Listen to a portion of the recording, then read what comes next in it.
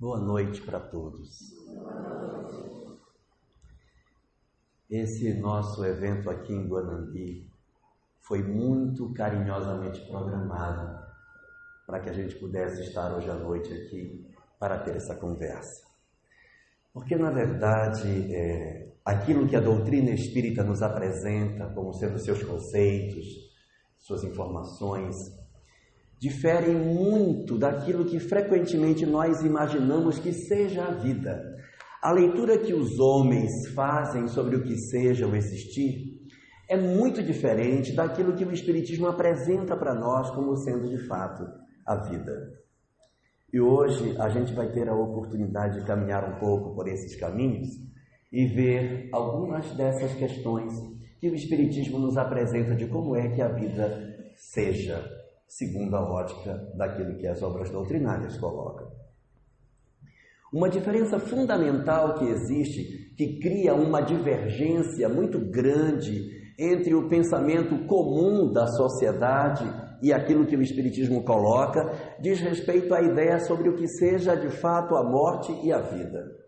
Porque geralmente as pessoas que não têm uma informação espiritual mais consistente acabam tendo a crença de que a vida termina no túmulo, que quando a gente chega na hora da morte, tudo acabou.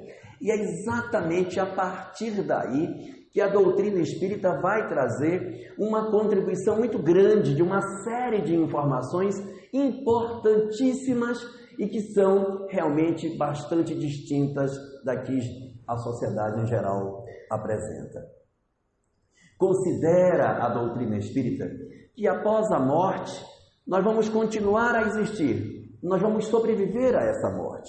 Mas o fato de nós sobrevivermos e termos vida após a morte não significa simplesmente que nós não morremos. Significa que do lado de lá, segundo o que diz a literatura espírita, nós não simplesmente existimos, como nós vivemos na plenitude daquilo que seja a vida. Nós temos emoções, sentimentos, saudades, gostos, desejos, tão semelhantes como eram os nossos desejos quando estávamos na vida corporal.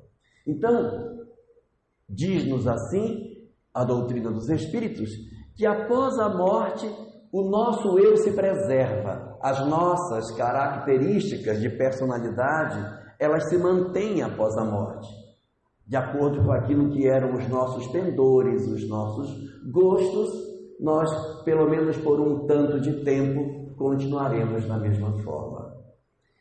E uma coisa curiosa que o Espiritismo nos fala é que quando nós chegamos do lado de lá, não existe um tribunal para nos julgar se nós acertamos ou não. O Espiritismo diz que não está constituído do outro lado da vida um conjunto de espíritos, ou sei lá o que seja, para nos sentenciar e dizer: você acertou, parabéns, nota 7.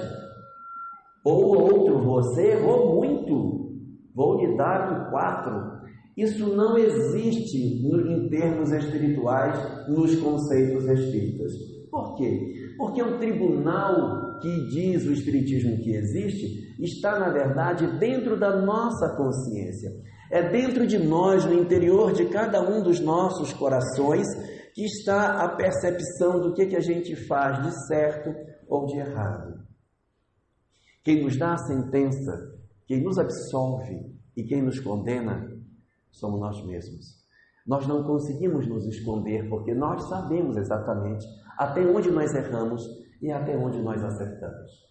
Às vezes, para as pessoas, nós parecemos indivíduos maravilhosos, porque, nossa, fulana, meu Deus, olha, ela é uma mãe maravilhosa. Precisa ver quando ela leva a meninazinha dela para a praça, vai toda arrumadinha, de Maria Chiquinha, uma graça, tudo limpinho. Olha, aquela é uma mãe zelosa. Vai ver como é. Como é que ela faz para conseguir levar a menina daquele jeito? Menina, quieta! E puxa o cabelo a tua vizinha. Não, mamãe, vem! E, coitada, não te suja! E a pobre fica, não te mexe! para poder ela ir para a praça e todo mundo dizer: olha, que roupa linda. Então, às vezes, nós podemos até parecer para os outros que nós somos virtuosos, mas nós nunca esconderemos de nós próprios aquilo que de fato somos. Então, o resultado deste processo é que quando nós chegamos do lado de lá, nós sabemos quanto de amor nós vivemos, o quanto nós fizemos de certo, o quanto nós amamos ou o quanto deixamos de amar. O que vai pesar na balança do lado de lá é somente a quantidade de amor que se viveu. O resto é secundário. E às vezes a gente dá tanto valor a tanta coisa e depois que a gente desencarna é que vai descobrir que aquela música chamada Epitáfio estava muito mais certa do que a gente pensou que ela estivesse. Devia ter amado mais. Não, vocês sabem qual é. Então, a gente diz: meu Deus, como eu perdi tempo, como eu andei pelo caminho errado, como eu fiz o que não devia. E o Espiritismo fala que como a gente não perde a consciência de quem nós somos, continuamos sabendo o que somos e o que fizemos, aquilo que a gente fez de certo produz em nós uma paz de espírito muito grande. O bem que a gente faz, as coisas certas que realizamos, produz nos espíritos uma sensação de bem-estar que é muito difícil de descrever em palavras, porque é um bem-estar que está dentro da alma e não tem como a gente descrever isso do lado de fora. É uma sensação de dever realizado, dever cumprido, que dá um prazer imenso, e é isso que constitui a felicidade dos espíritos.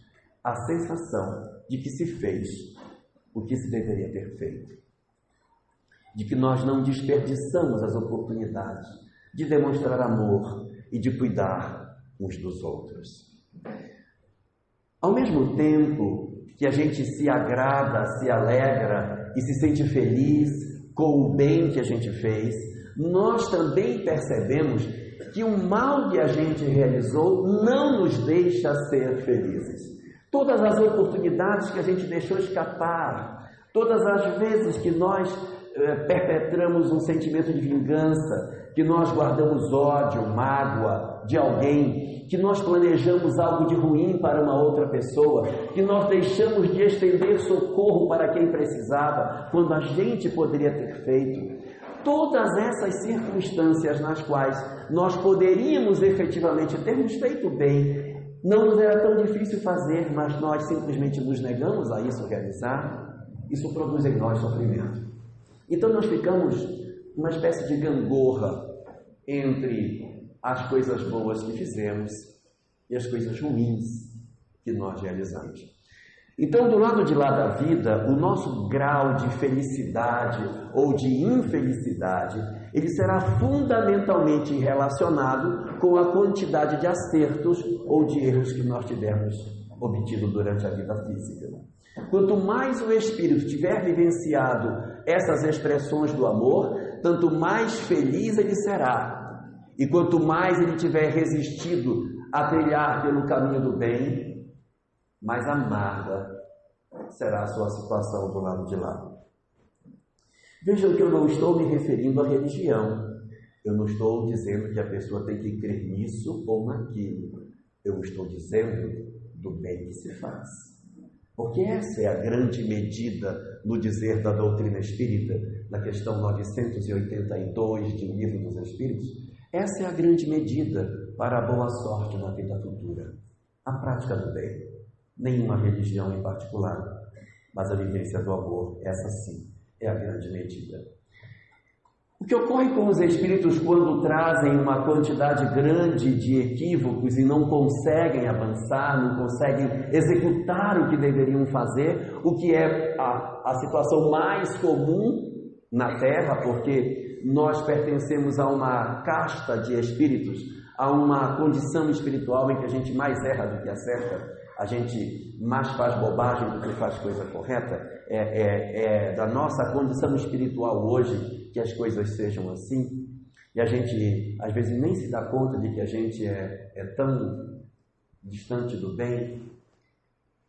Só para dar um exemplo, hoje aconteceu uma série de coisas no mundo e a gente nem se incomodou.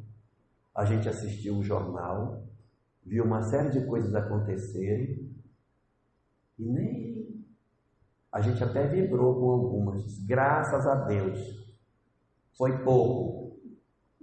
Quando tem um terremoto assim, ou uma enchente que leva uma ponte, e o jornal mostra um monte de gente sendo levada pela correnteza, a gente diz, meu Deus, o que aconteceu? Aonde foi isso? Foi aqui em Guanambi? Onde foi? Não, foi lá na China. Ai, graças a Deus foi lá. Então, na China pode, lá longe pode, porque a gente não acha que somos nós, está muito longe. Mas se disser que foi aqui do ladinho, foi em Caetité, meu Deus, aqui do lado isso. Então, perto de nós não pode, mas longe pode, porque não é tão próximo, então a gente só tem que amar o próximo, né? Está distante, não precisa amar. Bom, resultado. Nós, no mundo espiritual, coletamos uma série de infelicidades em função disso. E a consequência desse processo é que muitas vezes, não sempre, mas muitas vezes, nós consideramos uma condição de culpa tão grande no mundo espiritual que alguns de nós, do lado de lá, acabam criando uma culpa tão profunda dentro de si que se deformam espiritualmente. Nós apresentamos manchas escuras nos nossos corpos espirituais em função das culpas, dos remorsos e das coisas que nós tenhamos praticado e que nos impede, portanto, de sermos felizes. Ficamos no mundo espiritual com marcas visíveis espiritualmente das nossas, entre aspas, mutilações. Às vezes os espíritos, algumas pessoas veem espíritos, não necessariamente espíritas, mas muitas pessoas são médios, independente de serem espíritas ou não, percebem os espíritos. Eu vi um espírito aqui, ele estava todo enfaixado a cabeça dele, eu vi um sem braço, um sem cabeça. Como é que o espírito está sem cabeça? Sem cabeça, como é que ele fala? Então, os espíritos do lado de lá podem apresentar, sim, mutilações, doenças, enfermidades, que são decorrentes exatamente desse nosso processo físico que a gente carrega para o lado de lá. Quanto mais tempo a gente passa no mundo espiritual, mais tempo a gente tem para se liberar dessas doenças, desses conflitos, dessas angústias, desses nossos equívocos. Mas existe uma estratégia que pode ser utilizada para reduzir esse tempo de angústia, para que o espírito possa efetivamente caminhar mais rápido, para que ele não fique no mundo espiritual por muito tempo até tentar se resolver. Seria possível ele se resolver por lá, mas ia demorar muito. Então, a estratégia mais comum da lei de Deus para que a gente consiga se resolver dos conflitos que a gente teve se chama reencarnação. A reencarnação é a estratégia da lei de Deus para permitir que a gente refaça o caminho que fez e permita, assim, um crescimento espiritual nosso e, ao mesmo tempo, a correção das nossas faltas. Nós, todos nós, estamos aqui, os que estão lá fora, antes de renascermos, antes de passarmos por aquele período de gestação no útero de nossas mães, passamos por uma etapa de planejamento espiritual. O planejamento espiritual é um desenho das coisas que a gente deverá enfrentar na próxima existência. Não se diz com isso que o planejamento espiritual ele é o futuro que a pessoa vai viver. Eu não estou dizendo, e a doutrina espírita também não assevera isso, de que as obras doutrinárias vêm até nós para dizer o seguinte: antes de você nascer, está tudo desenhado já. Você vem só cumprir um script. Você vai andar aqui, e aquela programação que foi feita você vai seguir. Não é isso. Absolutamente não é isso. O planejamento espiritual é igual ao planejamento mesmo. A gente, quando vai fazer uma viagem, assim, a gente vai abastecer no posto tal, vai dormir no hotel tal, depois a gente vai para tal local, ali a gente vai descansar. Nem sempre dá certo. Pneu fura, acaba combustível, chega no posto, não tem combustível, você tem que dormir num lugar diferente. Então, planejamento é planejamento, execução nem sempre é o planejado. Então, nós, antes de renascermos, nós fazemos um planejamento espiritual. Só que esse planejamento espiritual que nós fazemos não é o do nosso futuro. O planejamento espiritual que o Espiritismo diz que acontece conosco é o planejamento do melhor futuro. Planejar o futuro é uma coisa e planejar o melhor futuro é bem diferente. Planejar o melhor futuro significa que vai se planejar tudo que de mais agradável espiritualmente você deverá passar para que faça sentido a encarnação que você vai ter. Quando se faz um planejamento espiritual, o foco não está na pessoa, o foco está no espírito. O objetivo não é que a pessoa que vai reencarnar seja plenamente feliz. Não é esse o objetivo. O objetivo é que o espírito que vai habitar naquele corpo, ao experimentar o que vai ser experimentado, torne-se mais feliz. Às vezes, para que o espírito se torne mais feliz, será necessário que o espírito encarne em um corpo cuja existência não vai ser plenamente feliz. O objetivo dessa existência será com que ele encontre determinadas experiências que corrijam nele fragilidades que ele ainda possui. Por exemplo, digamos que fulano era uma pessoa que adorava beber. Nossa, bebia demais, não conseguia ver uma garrafa de álcool, ficava louco. Para que ele não reencarne com essa tendência, ou para evitar com que ele faça essa bobagem, ele pode renascer com um fígado já meio complicadinho. Quando ele nasce com um fígado que o médico diz, olha, eu não sei porquê, mas o menino já nasceu com um fígado meio estranho, vamos ter que cuidar dele, já nasceu com uma hepatite congênita, depois ele teve um problema, o fígado dele degenerou, pegou um câncer, ou pegou uma cirrose precoce, mas eu nunca bebi, estou com cirrose, não sei. Então, às vezes, essas circunstâncias físicas que acontecem conosco, elas decorrem da necessidade de não permitir que a gente ande pelo mesmo caminho. Às vezes, a pessoa, no passado, foi muito sedutora e por conta da beleza física que tinha, ela pode ter feito muita bobagem. Dessa vez, não, meu bem, dessa vez você não vai vir bonito. Vamos tirar só um pouquinho aqui para você não fazer muita bobagem. Então, às vezes, o nosso corpo físico vem com algumas debilidades exatamente para impedir que a gente faça muita besteira. E outras vezes não é o corpo físico. Outras vezes a questão ela está na área afetiva. A gente adoraria encontrar o amor das nossas vidas. Uma pessoa que nos amasse profundamente, dissesse todo dia no nosso ouvido que nos ama. Não acho. Nem pondo anúncio na internet o cara não aparece. Procura-se homens de 16 a 80 anos para relacionamento afetivo e possível compromisso. Nada. E bota a foto da Angelina Jolie no seu perfil para ver se não vai nada, não tem jeito. Resultado, às vezes é o mundo afetivo nosso, o físico pode estar bom, mas o mundo afetivo que está problemático.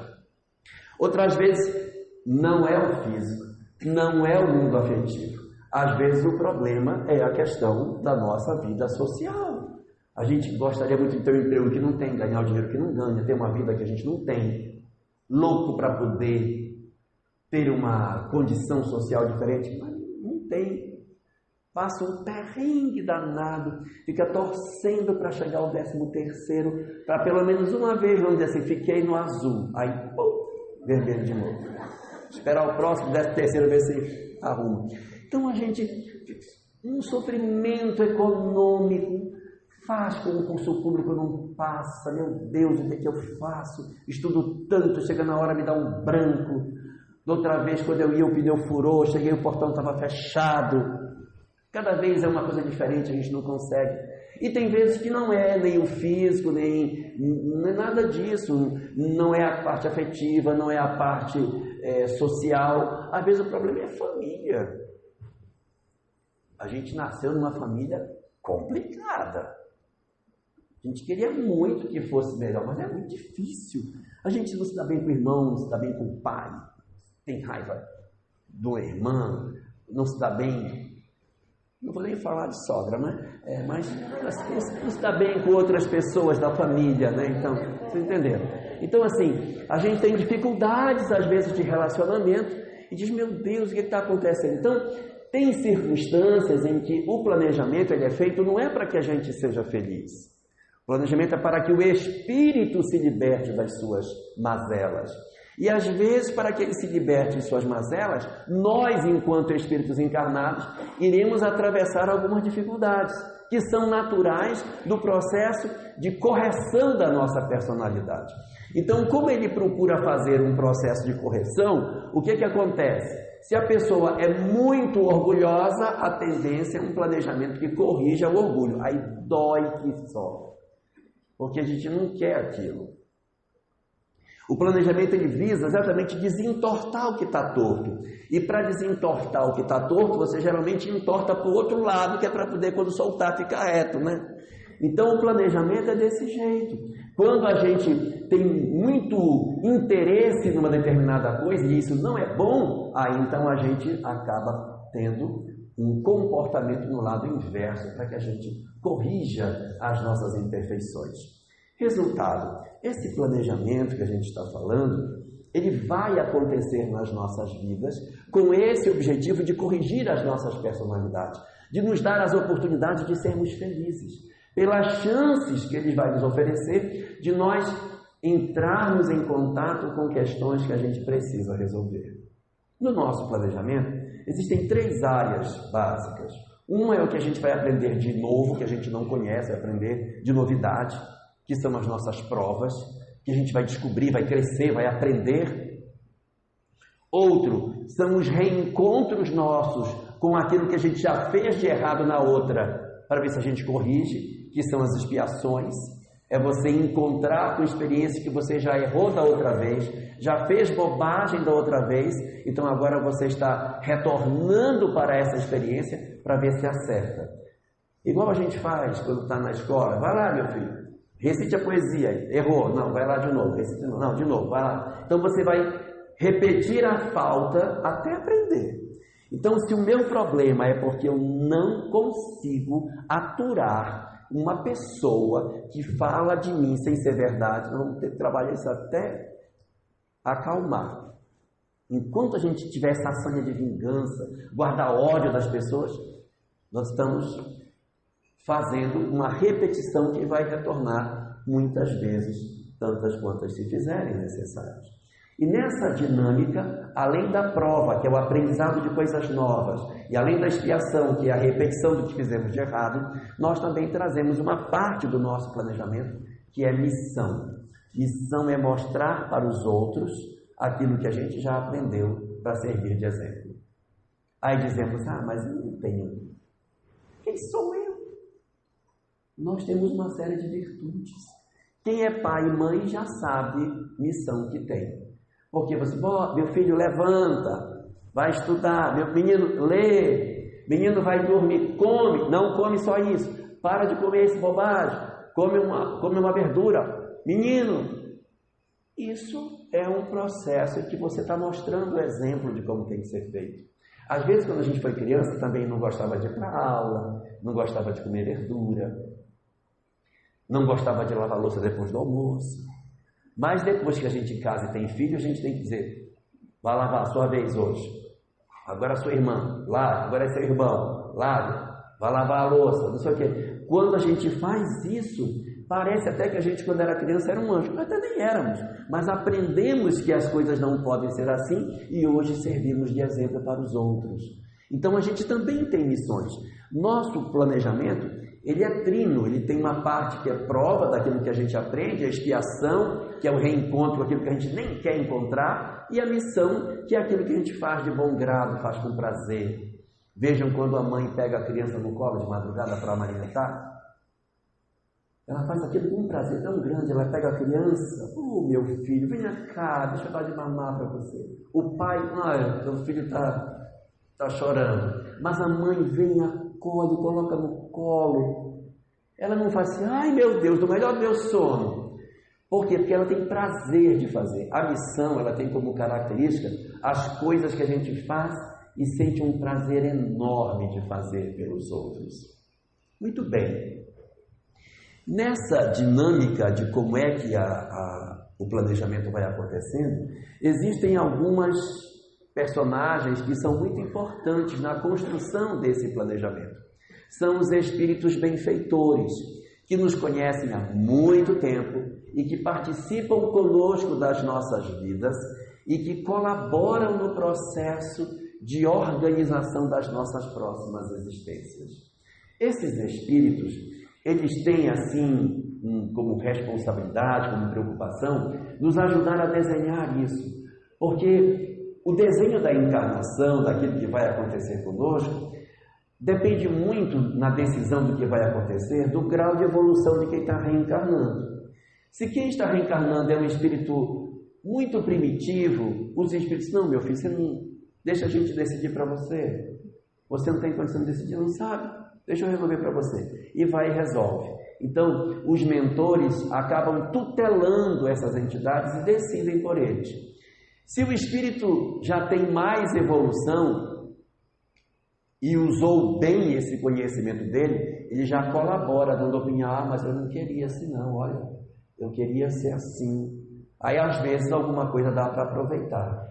Se ele tem muito conhecimento, mas usou mal esse conhecimento, se ele fez bobagem com a liberdade e o conhecimento que ele já tinha, senta-se na mesa para discutir e diz assim, ai, mas eu não queria isso aqui não, olha, eu queria nascer lá em Paris, ó, não queria nascer aqui não.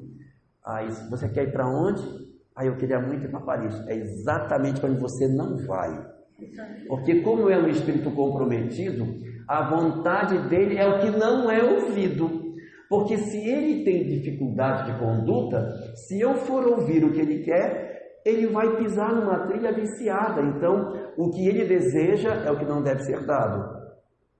Não, se eu for dar para você, você faz bobagem. Ah, eu quero de novo ser bailarina do teatro de Bolshoi. Minha filha, você fez tanta besteira quando esteve lá. Não, mas eu queria de novo só um pouquinho. Não, você vai nascer com o calcanhar torto. É para não ter nem chance. Então vai nascer o calcanhar, ai, dói, não pode ser bailarina nem de nenhum teatro. Que dirá o de Bolshoi? Exatamente para tirar a pessoa do caminho viciado onde ela estava. Os mentores participam desse processo dentro dessa dinâmica. E a mesma coisa acontece com relação às pessoas quando elas vão participar e elas são já espíritos evoluídos. Aí é bem diferente. Quando são evoluídos, o que eles fazem? Decidem fortemente na encarnação. Eles opinam claramente, não, eu acho que assim não deve ser, melhor seria assim, eu acho que essa ideia é boa, vamos fazer desse jeito, vamos colaborar. E aí cria-se a dinâmica do planejamento, não no sentido de ser o destino, mas de ser aquilo que é o melhor para que o espírito cumpra durante a existência. Neste sentido, quando a gente fala do planejamento em termos daquilo que vai acontecer, das coisas que vão se dar, uma das coisas que se observa muito no planejamento da reencarnação é qual é o interesse na reencarnação do espírito. Existem basicamente, segundo a literatura espírita, dois tipos de interesse: o interesse coletivo e o interesse individual.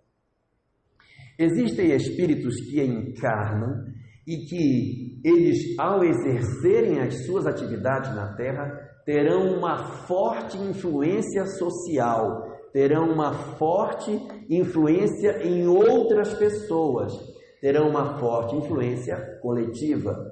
E tem outras pessoas que não vão ter. Eles vão reencarnar e vão viver basicamente suas vidas em torno basicamente de sua própria existência, de muito poucas pessoas. Então diz-se nesse caso que a encarnação é de interesse individual. O que significa uma encarnação de interesse coletivo? Por exemplo, uma professora. Uma professora é um ser humano extremamente importante socialmente, coletivamente. Ela tem uma responsabilidade social, ela tem um resultado social muito forte. Porque se eu for somar durante os anos que ela vai atuar como professora, quantas vidas passaram na mão dela? Quantas vezes ela conseguiu exercer o papel de influenciar em outras vidas? Então, essa pessoa, ela é um indivíduo de interesse coletivo. Profissões e atividades profissionais que lidam com o público, que lidam com massa, que mexem com pessoas, são consideradas encarnações de interesse coletivo. E encarnações onde a gente praticamente não tem envolvimento com o grande público, praticamente desenvolve atividades de maneira mais restrita, são as consideradas de interesse individual. Tá, e o que significa isso? Qual é a consequência disso?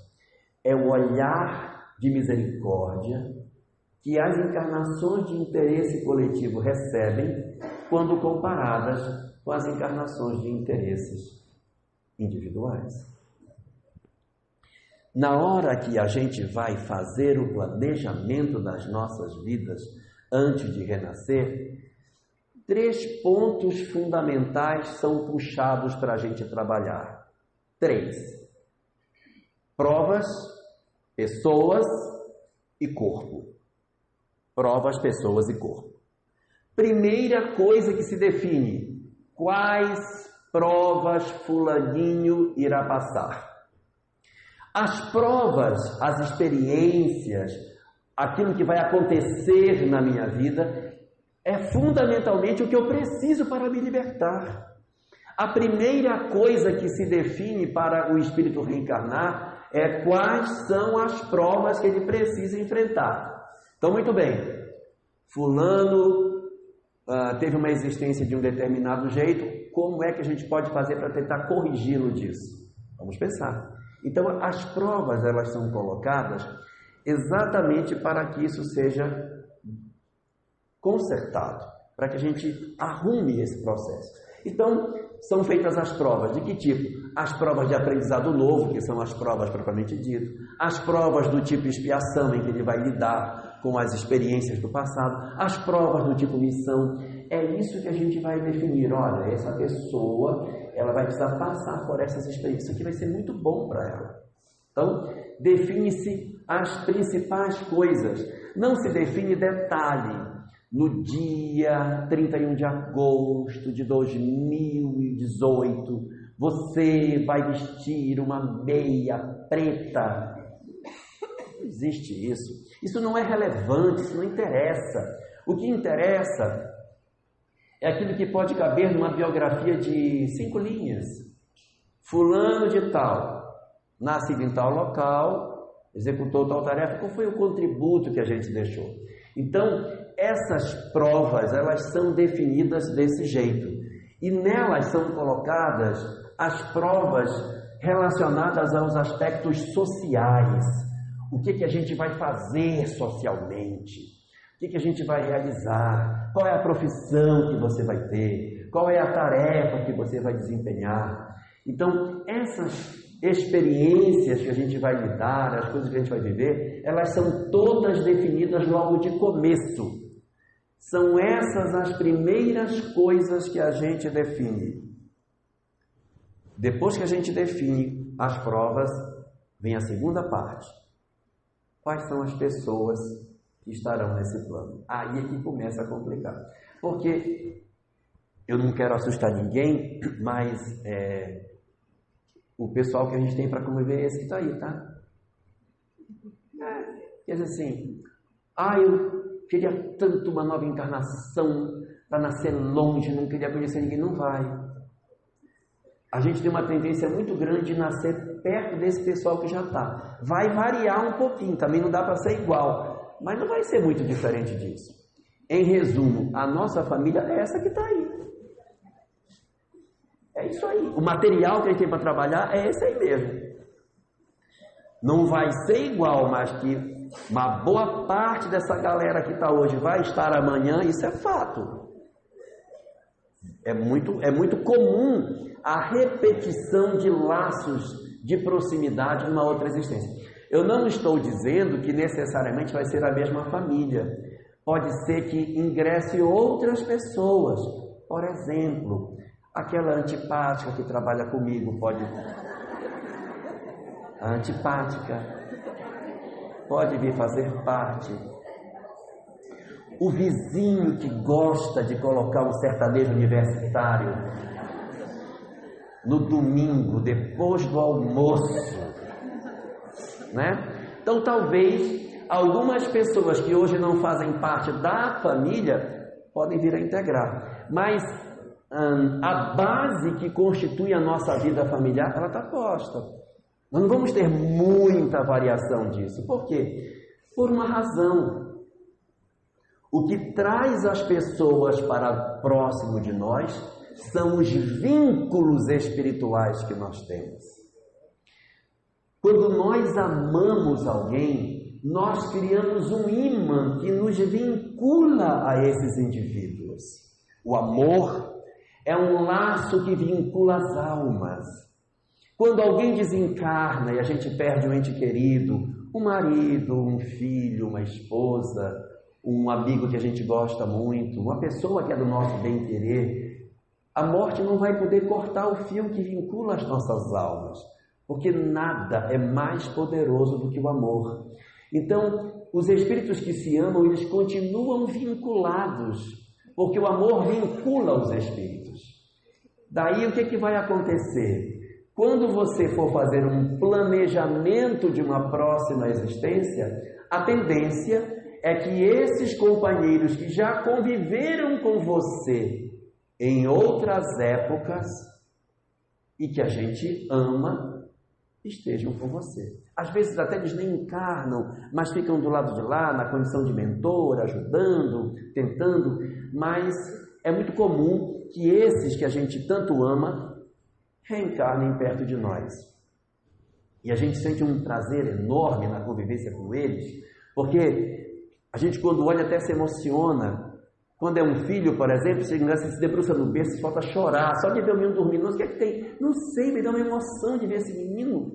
É a emoção do amor que a gente não sabe descrever, mas é o prazer do reencontro, da volta, de como você gosta de se agasalhar no colo de um pai, no colo de uma mãe, do quanto você gosta de seus irmãos.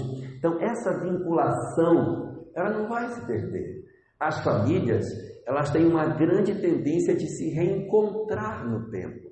Por isso que as famílias que nós temos hoje, elas, muito provavelmente, a base delas estará numa próxima existência. A gente fala assim, mas evidentemente isso é via de regra, isso não é absoluto, porque pode existir casos nos quais o indivíduo pode renascer em uma família estranha, exatamente para fazer uma fratura na própria história dela. Quem já leu o livro O Drama da Bretanha encontra uma experiência desse tipo, em que a personagem central renasce num grupo familiar completamente estranho para que ela criasse uma nova história de vida. Mas isso não é comum. No grupo familiar dela todo, só o irmão da encarnação anterior é que aparece de novo no outro grupo familiar, para ela não ficar se sentindo totalmente estranha. Mas isso não é a regra. A regra é a gente renascer sempre, ou melhor, costumeiramente, junto com aqueles que fazem parte dos nossos laços de afeto. Infelizmente, a gente não tem só laço de afeto, né? Tem gente também que a gente não gosta. Esse é um problema. Onde nasce o problema? O problema nasce no seguinte ponto: do mesmo jeito que o amor vincula as pessoas, o ódio prende as pessoas. A mágoa agrilhoa as pessoas. Quem tem mágoa de alguém ou quem tem ódio de alguém está preso a este alguém. E não foi Papai do Céu que veio e disse: você não gosta dele? Então eu vou te amarrar. Não, somos nós mesmos que nos aguilhoamos nas pessoas, porque a gente não consegue esquecer. Já faz não sei quantos anos que o miserável foi embora, a gente não consegue esquecer dele. Toda vez, porque tomara que ele seja bem mal, tomara que ele morra. Então a gente não consegue esquecer, a pessoa reside dentro de nós, a gente carrega a pessoa dentro da gente. Às vezes é uma mágoa, e às vezes não é mágoa, é ódio. Qual a diferença? Mágoa é quando alguém que a gente gosta nos decepcionou profundamente, e a gente diz: eu não esperava isso de você, porque na verdade eu gosto de você, mas você me decepcionou. Então a mágoa é um amor que adoeceu, está ferido, sangrando, isso é mágoa. Ódio não é isso. Ódio é ódio. Eu não tinha nenhuma vinculação com você e você fez algo que me feriu profundamente, então eu tenho ódio de você. Agora você vai ver. Para tornar mais claro, dificilmente alguém vai chegar numa delegacia e vai dizer para o delegado assim: delegado, estou com muita mágoa do assaltante que me tirou a minha bolsa ali na esquina. Ninguém tem mágoa de assaltante, tem ódio, tem raiva, não é mágoa. Então a mágoa é quando você gosta de alguém. Então quando você tem mágoa de alguém porque alguém feriu você e você não conseguiu resolver, ou quando você odeia alguém, você está vinculado com essa pessoa. É ruim de ouvir, né? É muito chato, mas eu não posso mentir. Então quando a gente tem essa situação, é como se nós estivéssemos marcando um encontro para a próxima existência. Quando eu digo para uma pessoa assim: o que você fez para mim nunca terá perdão. Eu nunca vou perdoar o que você me fez. Espiritualmente eu estou dizendo: eu quero que você esteja de novo comigo na próxima existência. Nós estamos chamando a pessoa para conviver conosco. Então, o Espiritismo tem para nós uma chave que pode facilitar com que esse reencontro não necessariamente aconteça. Existe uma atitude que eu posso tomar que abre essa cadeia que a gente está preso, que tem um cadeado ligando um no outro, tem uma chave que abre esse cadeado e me liberta das pessoas que eu tenho ódio ou das pessoas que eu tenho mágoa. Esta chave se chama perdão. Essa chave se chama perdão. Então, o perdão é o que desvincula, porque quando eu perdoo, eu me desvinculo da pessoa. E há algumas pessoas que dizem assim: mas era só o que me faltava. O cara me perseguiu, me acabou, me destruiu, e eu ainda, besta que sou, vou perdoar esse cara? Tem sentido o negócio? Mas nunca que eu vou fazer isso. Pois é, porque a gente tem a crença de que quando a gente perdoa a outra pessoa, o mal que a pessoa fez apagou, né? Assim, não, se eu perdoei, ele está livre de culpa. Não é assim que o Espiritismo entende. O Espiritismo entende que quando alguém faz um mal para outro alguém, quando alguém faz um mal para outro alguém, as almas ficam vinculadas. Então, quando um se vincula do outro, nós ficamos presos. Mas o mal não está na nossa relação. O mal está dentro dele e o mal está dentro de mim. O mal é a violência que ele tem e o mal é a mágoa que eu tenho. Então junta a violência dele com a minha mágoa e a gente fica preso. Quando eu retiro a minha mágoa e o perdoo, eu me liberto. Eu não tenho mais mágoa, eu me libertei. Mas a violência que está dentro dele vai permanecer. Porque segundo o que a doutrina espírita diz, quando alguém fere alguém, ninguém fere ninguém. Na verdade, quando nós fazemos mal a outra pessoa, ninguém faz mal a outra pessoa. Nós fazemos mal a nós mesmos. Diz a doutrina espírita, se devemos, não é para o outro, é para a lei e para nós mesmos. Muitas vezes, até na casa espírita, as pessoas dizem, fulano fez isso, fulano vai dever para fulano. Ninguém deve para ninguém, gente. Se dever, cadê o carnê? Eu nunca vi o carnê para pagar. Ninguém deve para ninguém. A gente deve para nós mesmos. É para a lei e para nós. Então, quando eu guardo mágoa ou guardo ódio de outra pessoa, nós nos vinculamos espiritualmente, estamos presos. E só o perdão pode permitir com que a gente se desembarace e crie uma nova história para nós. Existe muita gente que diz assim, olha, você tome cuidado, não faça o mal para os outros, porque o mal vai, mas o mal volta. Vocês sabiam que o Espiritismo não concorda com isso? Para a doutrina espírita isso não é verdade. Porque se a gente fizesse o mal e o mal fosse embora para depois voltar, a gente corria, se escondia, fazia uma plástica. Quando ele voltava, não nos achava e a gente ficava ótimo. Raspava a cabeça, tal, pintava o cabelo de azul, fazia qualquer coisa, não nos achava, fazia uma bariátrica. E aí quando o mal chegasse, cadê aquele cara que eu estou achando? Então, não é assim que funciona. Segundo o Espiritismo, o mal não sai para voltar. Porque quando você faz o mal não sai para ele, já está em mim. Ele não sai para voltar. Eu já me encharco de mal. Então eu estou cheio do mal dentro de mim próprio. Resultado. A grande oportunidade que a gente tem para fazer uma nova história é a partir do perdão. Eu sei que às vezes dói a gente ter que perdoar, mas se a gente fizer a leitura de que eu posso me libertar perdoando, vai fazer bem para nós. Porque a gente guarda a mágoa da tentativa de se vingar do outro, como uma estratégia de vingança. E quando fazemos isso, nós adoecemos, nós passamos mal, nós temos palpitação, ficamos doentes, uma série de enfermidades.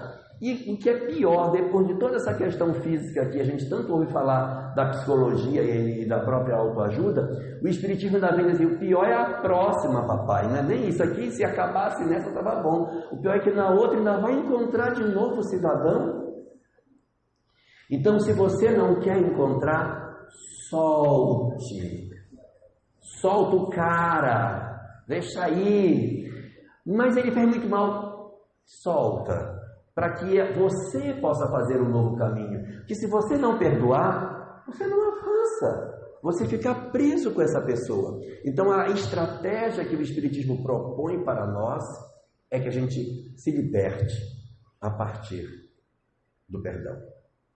Então nós temos um primeiro tipo de pessoa que vive conosco, que são os nossos afetos. Um segundo tipo de pessoa, que são os nossos desafetos, que a gente não perdoou. Se era desafeto e eu não perdoei, nheco. A chance de encontrar amanhã é grande. Então abra o olho enquanto tem tempo para trabalhar a questão do perdão. Terceiro tipo, pessoas que eram nossos desafetos, que a gente perdoou, mas mesmo assim disse, não, eu perdoei, mas tadinho dele agora, coitado. Perdoou tão profundamente que até quer de volta. Só que agora vem debaixo do meu mando, tá? Vem com o meu filho para eu puxar a orelhinha, apertar um pouquinho. Então, o que acontece muitas vezes? Existem espíritos que são tão grandes que eles perdoam seus agressores. E depois de perdoarem, ainda dizem assim, mas eu queria agora ele comigo. Mas ele fez tanto mal, sim, mas não me fere estar com ele. É uma condição espiritual que não é típica entre nós, mas acontece. De pessoas que recebem como seus afetos, como seus familiares, pessoas que eram seus desafetos do passado. Eu dou um exemplo para vocês. Vocês já viram aqueles casos que tem aquelas mulheres que são casadas com homens super difíceis, que o cara apronta e ela junta, leva ele para dentro, dá banho, todo vomitado, dá banho, no dia seguinte ele acorda, faz tudo de novo, aí ela junta ele de novo, aí ele quebra a máquina de costura dela, ela esconde dentro do açucareiro o pouco dinheiro que ela guarda, ele rouba e vai beber com o dinheiro dela. Aí ele volta todo vomitado de novo, e ela lava de novo, até que um dia, depois de muitos anos, ele larga dela, arranja uma outra pessoa, geralmente bem mais nova, e vai embora. E ela fica sozinha cuidando dos filhos. Passado uns 20 anos, quando ele já não é mais nada que possa ser muito útil, ele já está com pressão alta, diabetes, erisipela, incontinência urinária, já teve um AVC, está com Alzheimer, sarna, está com sarna, cheio de escaras. Aí a outra vez assim, olhe, eu estou trazendo seu marido de volta. O que é que ela faz quando ele chega assim todo detonado? Ela vai para dentro. Aí os filhos dizem, mas mamãe, esse cara infernizou a sua vida. E o que ela diz para os filhos? É seu pai. E quando as pessoas comentam assim, eu cuido dele como se fosse meu filho mais velho.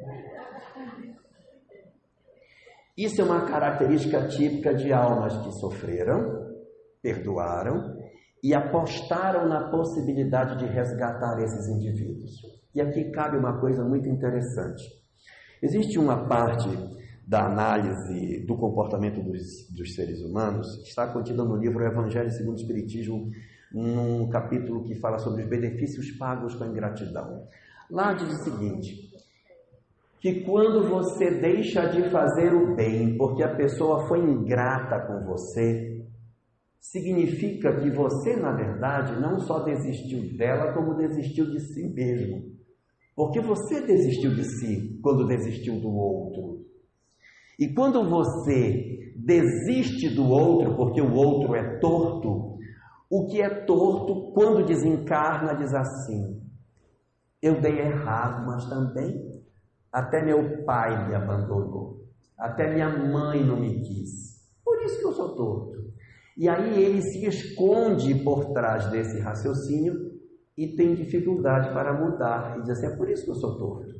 Mas quando a gente não desiste do outro e leva até o final, mesmo que ele seja ingrato, quando o espírito desencarna, que ele percebe o tanto de bem que ele recebeu e o pouco de bem que ele deu, ou quase nenhum, ele sente tanto remorso pelo que ele deixou de fazer, que aquilo que você fez e que aparentemente não teve nenhum resultado, torna-se a mola propulsora do progresso dele, e ele passa então a querer de alguma maneira compensar a culpa que ele sente por ter sido tão ingrato com quem apostou tanto nele e ele não conseguiu retribuir. Nessas circunstâncias que a gente está falando, dessas mulheres que juntam o marido e tal, quando ele desencarnar, ele vai dizer, meu Deus. Só que assim, ela não precisa passar por isso. Ela poderia escolher outra pessoa totalmente diferente, mas ela aposta nele para que ele possa se levantar, para que ele possa melhorar, para que ele possa estar melhor em termos espirituais. E assim é. Então nós temos, além dos laços de afeto, dos desafetos que a gente não perdoou e que estão junto de casa, e os perdoados que por amor, por decisão própria estão, existe um quarto e último tipo, que são os laços novos. Espíritos que a gente não conhecia, não eram do passado e que agora estão na nossa casa, fazem parte da nossa equipe familiar. Isso pode acontecer. Não é? Nem todo mundo que a gente tem em casa, obrigatoriamente eu conheci no passado. Porque se eu sempre conhecer no passado Quem é da família, quando foi que eu comecei a conhecer? Porque a família do passado era do passado, que era do passado, que era do passado. Então, nunca tem começo. Uma hora tem que ter. Então, os espíritos também podem, sim, de alguma forma, ingressar na nossa equipe familiar e constituir o nosso grupo. Algumas pessoas, diante disso, dizem assim, mas eu sou louco para saber quem é do meu passado, que é espírito perturbado do ontem, quem é que é meu afeto, que eu quero usar isso. E é uma burrice sem tamanho a pessoa querer usar o conhecimento espiritual para se atrapalhar. Nós não devemos fazer isso. Imagina dizer assim, agora que eu sei da reencarnação, eu vou fazer uma tabela em casa e vou ver quem é meu laço de afeto, quem é meu desafeto. Esse aqui é meu desafeto. Então esse aqui eu vou marcar. Essa aqui vai levar agora, porque se eu não gosto dela, porque ela fez alguma coisa para mim. Eu não sei porquê, mas agora ela vai sofrer. Isso é uma burrice. Por quê? Porque isso vai empurrar para frente a solução do problema. O que o Espiritismo propõe é o seguinte: se você convive com alguém que é seu laço de afeto, dê amor para ele. Que é para você continuar tendo aquela pessoa. Você fala, já ama a pessoa? Então dá amor a ela. Se você convive com alguém que é seu laço de desafeto, dê amor a ela, que é para resolver o problema. Se não resolve, vai só empurrar para frente.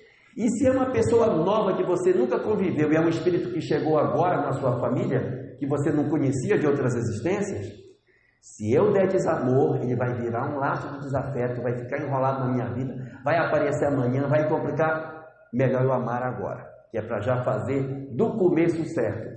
Então, se independente da doença o remédio é o mesmo, não adianta ou não precisa você ficar escarafunchando o passado para saber quais são os laços do ontem, para saber como é que você vai lidar no hoje. É amor, amor e amor. Então é amor para todo mundo, não tem por que você ficar querendo saber para medir o quanto de amor você vai dar.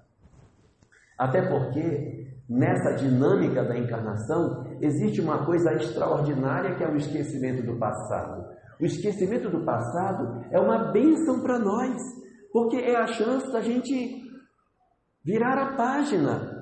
Você reúne num grupo familiar assim as pessoas, se você fosse tirar o esquecimento, o povo se matava na mesa.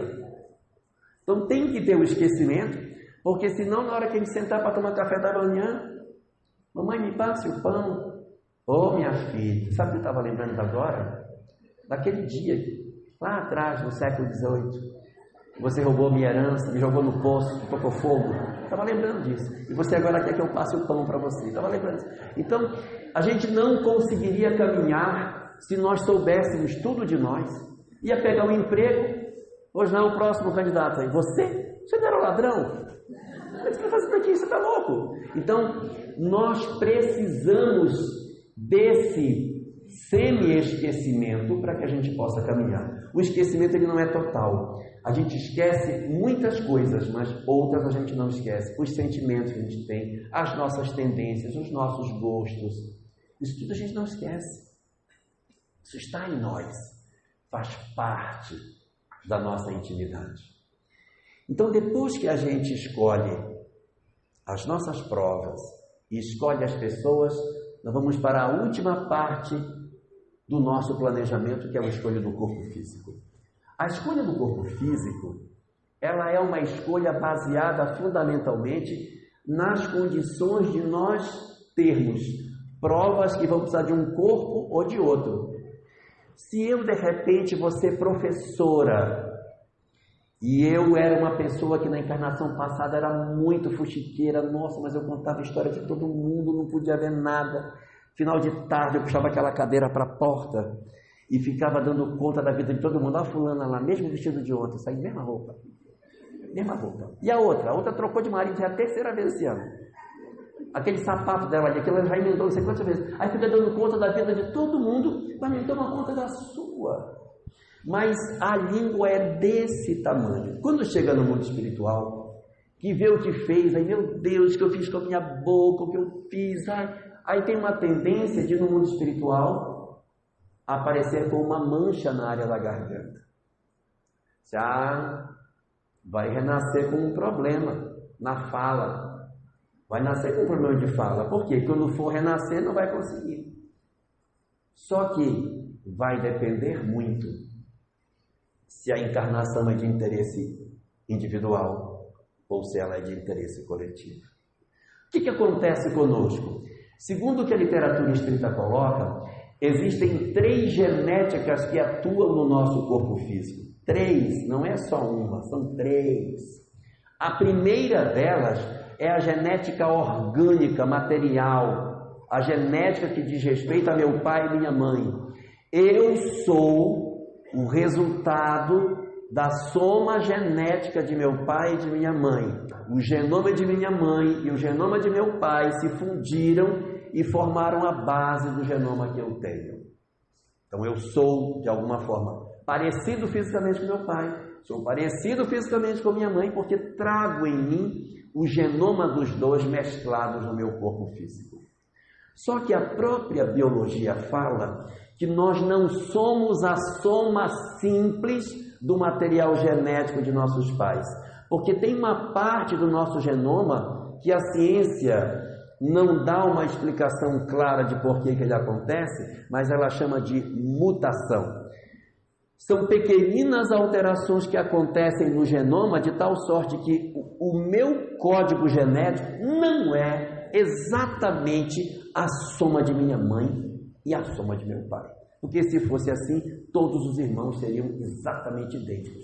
Mas a gente imprime de alguma forma algumas características nos nossos genomas, mudando algumas coisinhas a partir do fenômeno de mutação.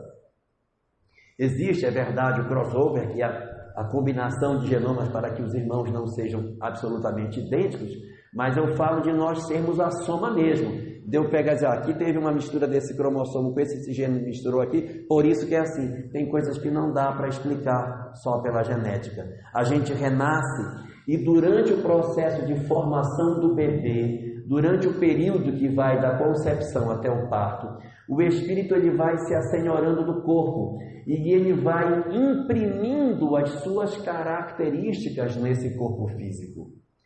À medida que a gestação vai passando, o que eu fui, as experiências que eu tenho, aquilo que eu vivi, vai se imprimindo no corpo. E a gente vai tendo a possibilidade de interferir nesse material genético. O que eu quero dizer de maneira mais clara? É que se meu pai e minha mãe me dão um material genético saudável para eu formar um corpo perfeito, se eu for um espírito com graves mutilações no mundo espiritual, quando eu vier para reencarnar, eu posso deformar esse material genético perfeito e eu nascer com um defeito físico. Eu nasço com uma deformidade que não foi meu pai e minha mãe que me deram, ela é minha, porque fui eu que imprimi no material genético saudável as informações que são da minha própria história. O que isso significa na prática? Significa que nós somos filhos de nosso pai e de nossa mãe. É verdade, somos filhos de nosso pai e de nossa mãe. Mas nós também temos uma segunda genética. Nós também somos filhos de nós mesmos. A nossa própria história está impressa no nosso material genético. Então, se algum de nós traz uma deficiência no fígado, no coração, no rim, no pulmão, nos ossos, onde quer que seja, essa característica genética, muito provavelmente, ela decorre das impressões que nós produzimos no material que a gente recebeu. A herança espiritual que eu tenho de mim se abateu sobre o corpo físico. E aí ele assume parte das características do que eu sou. Então é uma combinação de 3 fatores. Eu como espírito, minha mãe materialmente, meu pai materialmente e eu espiritualmente. A combinação desses 3 vai formar o corpo físico. Não são só o material genético. O meu passado também se imprime, porque eu sou filho de minha mãe e de meu pai, mas eu também sou filho de mim mesmo. Eu sou o resultado da minha própria história. O corpo que eu tenho é resultado das opções que eu fiz lá atrás, que me fazem hoje ter um corpo mais ou menos saudável a partir do uso que eu fiz, do livre-arbítrio que me é concedido e da maneira como eu utilizo. Mas tem mais um fator. Eu disse que são 3. Existe a genética orgânica e existe a genética espiritual. Ou seja, eu sou filho de meus pais, mas eu também sou filho de mim mesmo. Mas há um terceiro fator. Esse terceiro fator, ele é tanto mais evidente quando as encarnações são de interesse coletivo. A professora que iria reencarnar, que falava muito mal dos outros e que nasceria com a garganta toda deformada, se ela nascer assim, como é que ela vai ser professora, gente?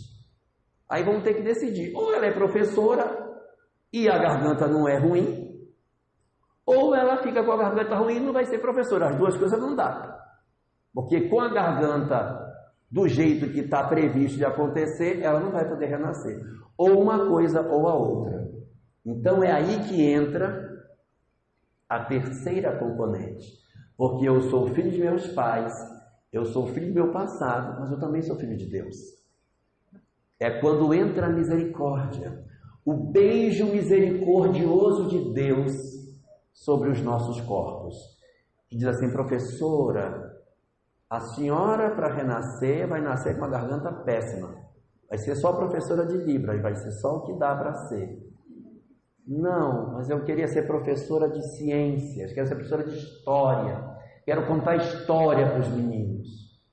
Então não pode nascer com a garganta ruim. Mas olha como ela fala mal dos outros, está com a garganta toda comprometida. Quando ela for renascer, ela vai macular o material genético, não tem como. É natural, isso é reflexo. Quando ela encostar no corpo, ela vai fazer isso. Só que aí entra a misericórdia. Quando nós assumimos a responsabilidade de encarnações que têm interesse coletivo, os mentores atuam para impedir com que as perturbações do corpo espiritual deformem o corpo que vai se formar. Então você nasce com um corpo saudável, apesar do espírito ser doente. Não sei se eu estou sendo claro no que eu quero dizer. Espiritualmente é doente, fisicamente está saudável.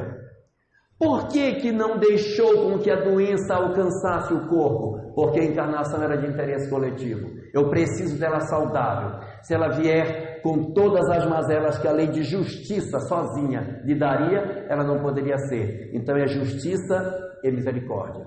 Deus é justo e bom. Então na hora que a lei de justiça executa o seu mandato, ela tem que olhar a lei de misericórdia. Ela tem que olhar a lei de amor. E se a gente vai executar algo que é relevante, não só para mim, mas para as pessoas que estão ao meu redor, então é importante que a gente faça essa mudança e a gente então renasce com o corpo saudável.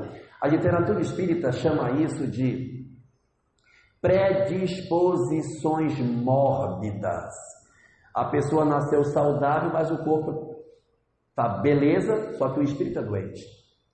Qual é o objetivo disso? É que você, com o corpo saudável, aproveite a oportunidade e faça a coisa certa. Se você fizer as coisas certas, os problemas espirituais que você tem vão se dissolver e você desencarna saudável. Mas se você sair da linha, as energias que estão no espírito vão chegar no corpo. Então você nasce saudável, mas eu não garanto que vai terminar saudável. Porque o bombardeamento progressivo das mazelas do espírito sobre o corpo poderão fazer com que amanhã aquilo que iria acontecer pela lei de justiça venha lhe alcançar mais tarde. Não estou rogando praga a ninguém, não. Estou só dizendo, a gente tem que fazer o que é certo, porque a gente não sabe o que a gente tem, que são mazelas espirituais que não chegaram no corpo. Eu preciso andar de maneira correta para evitar com que essas predisposições mórbidas alcancem o corpo. Observem que cada um de nós tem um órgão de choque. É aí que está a nossa fragilidade. Quando eu me aborreço, me dá dor de cabeça. Está aí a fragilidade. Eu, quando me aborreço, me dá acidez no estômago. Aí está. O outro tem desarranjo intestinal. o outro dá dor na coluna, fica todo travado, não consegue nem se mexer. Fulano sobe a pressão, não sei quem. Então, cada um de nós tem um órgão de choque diferente. O órgão de choque é o sinalizador de onde está a nossa mazela. Abre o olho enquanto a gente pode, para não permitir com que essas coisas possam nos alcançar. Essa dinâmica que a doutrina espírita nos apresenta sobre o que seja a vida, embora ela pareça tão nova, ela traz como consequência algumas coisas que não são novas. Se você observar, as consequências que o Espiritismo apresenta são bem conhecidas, porque são o quê? Perdoar as pessoas, cuidar do seu corpo, amar a sua família, respeitar os seus pais, amar o seu semelhante, fazer todo o bem que você puder. Isso, na verdade, não é nada estranho. Não tem nenhuma proposta moral que o Espiritismo traga que seja nova. Nada. Porque a proposta moral que aparece dentro do Evangelho de Jesus é em tudo semelhante à proposta moral que o Espiritismo nos apresenta. A diferença entre aquilo que a gente vê no Espiritismo e aquilo que o cristianismo nos coloca é exatamente a explicação do porquê acontece. O cristianismo diz: você tem que amar, tem que perdoar, tem que fazer o bem. Mas eu não quero fazer. Bom, aí você não quer fazer, o que é que eu vou dizer, meu Deus? O Espiritismo vem e nos ajuda a entender isso. Ele vem assim, como se fosse assim na pontinha, levanta uma pontinha do véu assim, olha e diz: não é bom fazer, não te aconselho, porque não é importante conhecer todas essas coisas que estão no meio, não é fundamental, porque não é isso que nos salva. O que nos salva é o bem. O Espiritismo não é uma doutrina que apresenta a informação de que quem não souber isso não vai ficar bem no mundo espiritual. Não vai ficar bem quem não fizer o bem.